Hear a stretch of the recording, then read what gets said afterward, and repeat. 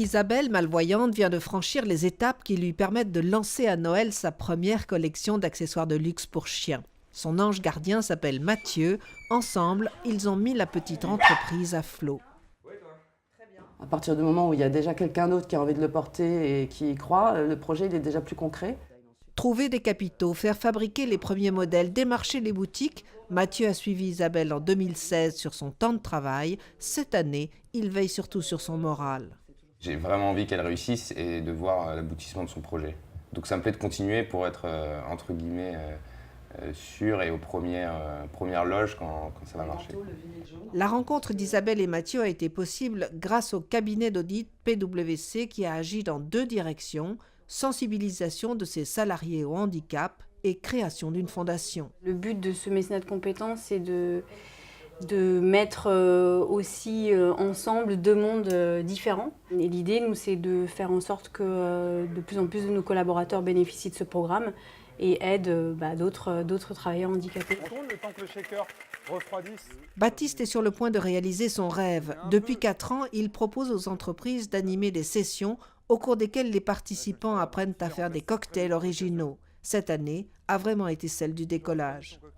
J'arrive à en vivre et on a aussi l'ambition de grossir.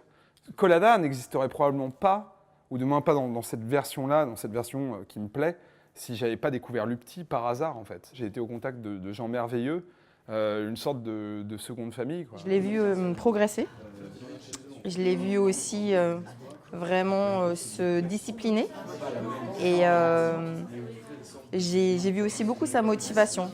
Vraiment j'ai envie de le féliciter en fait. Et la nouveauté cette année est l'ouverture d'un bureau pour la région Auvergne-Rhône-Alpes. Anta Legras accueille les porteurs de projets et favorise leur mise en réseau. Quand la personne aura créé son entreprise, elle intégrera donc notre listing qu'on mettra en relation avec les grands groupes en fonction des besoins de ces grands groupes qu'on aura détectés auparavant. Je me suis diversifiée dans les compétences. Et à Lyon vit l'une des créatrices qui était venue présenter son projet il y a 1 an. Elle propose une gamme de bijoux pour personnes atteintes de surdité, un projet dont le business model est encore fragile. Mais aujourd'hui, je ne peux pas encore vivre de mon activité artisanale.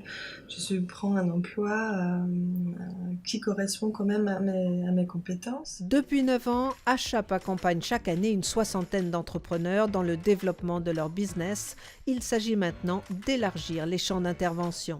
Aujourd'hui, une autre population nous intéresse, ce sont les chefs d'entreprise, les entrepreneurs qui deviennent handicapés. Comment est-ce qu'on peut faire en sorte de les maintenir dans leur fonction de chefs d'entreprise avec cette nouvelle situation qui arrive dans leur vie ?